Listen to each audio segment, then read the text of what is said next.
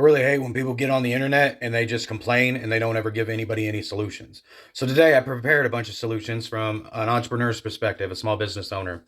Figured I'd check the news before, I post it to make sure that nothing has changed. Sure enough, it did.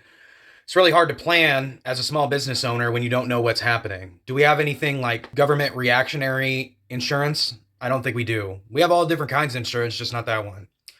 Now, I'm not trying to bash the president or his administration or whatever, but I still do not think that you guys are qualified and have any idea of how a small business runs. And I see that in your heart, it's mostly the large corporations that you're worried about, the ones that are tied to the stock market and all that crap. But really, it's a small business that pays the taxes. Now, I am a Christian conservative white male. So, that being said, I was cool until I heard your last speech where you said tariff was more important than the word love.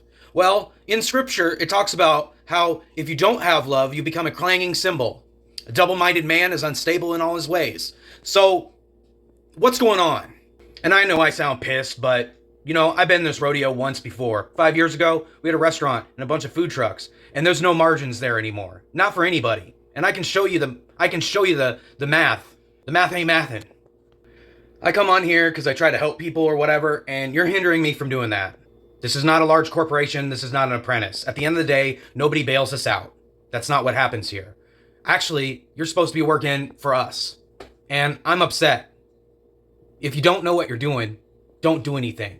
The free market will figure it out itself. It always has and always will. What always happens, though, is that the government gets involved, and that's where freedom no longer is freedom.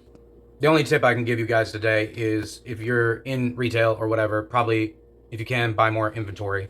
And what happens actually after this tariff war is a currency war, and that's what this thing is all about. The dollar is up. It's mathematically up, and we're coming to the end of an empire. Build your communities, stick together. Count on yourself, count on God. Be blessed, guys.